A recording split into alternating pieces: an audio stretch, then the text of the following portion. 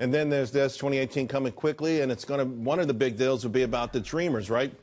They'll have to wait, though, until next year to see if Congress can work out a deal. I want to bring in Nick Adams, author of the book Green Card Warrior. All right, Nick, DACA's big, immigration is big, and this is an area where you have a lot of establishment Republicans who aren't too keen on sending anyone back and not even too keen on getting the wall built. G'day, Charles. Yeah, no, look, that's exactly right. There are lots of people, I think, that don't quite understand how important it is that people obey our laws and that we enforce the laws that we have on the books. But as somebody who came to America the right way, that dotted all of my I's, that crossed all of my T's, that spent sleepless nights waiting to come to the United States. It took me 4 years. It cost me a bucket load of money I really didn't have to spend. But I persevered and I did it the right way.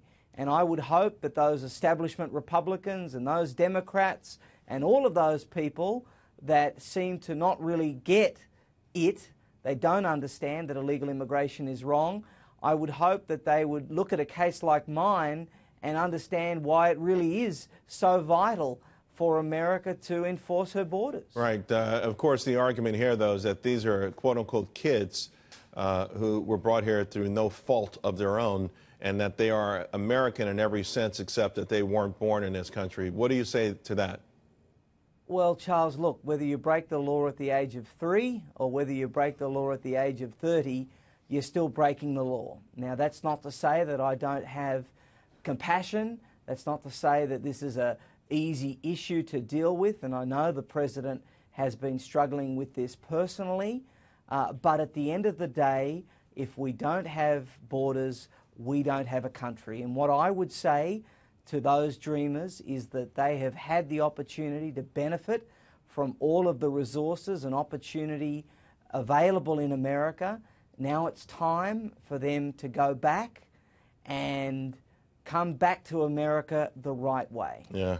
I got a feeling, though, and if you read between the lines, even more recently as President Trump's interview with the New York Times yesterday, that there could be a deal where they end up staying, but President Trump gets that border wall, and that would be perhaps a compromise. We'll see. Nick, I do want to also ask you about U.S. immigration in general because it's soaring.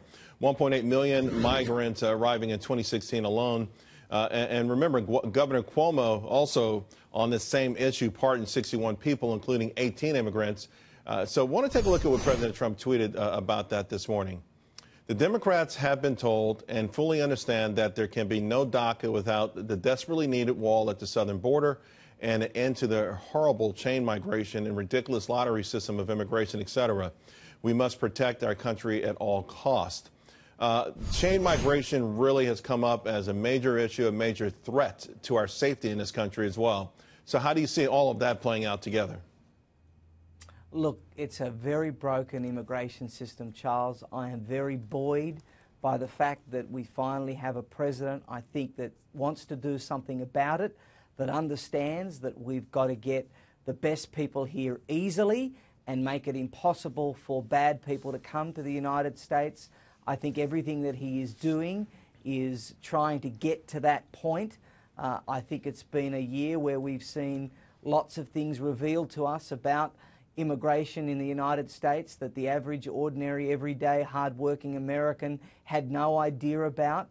I think we've seen how unjust legal immigration can be and how outrageous illegal immigration can be. So I think that in this next year we're going to see steps taken to make sure that we repair both legal immigration and eliminate illegal immigration. Right, and smart migration. I mean, Canada adopted this system not long ago. I don't see how that could be a political issue, but of course, everything in this country is these days. Nick, have a great New Year, buddy. Happy New Year, Charles. What are you going to do? I don't know. I'll probably be at home. I always like to bring it in with the family and just chill out at home, but, you know, we'll see. Still a couple days. You and me both. All right, see you. Stay out of the cold. Oh, I'll do that for sure.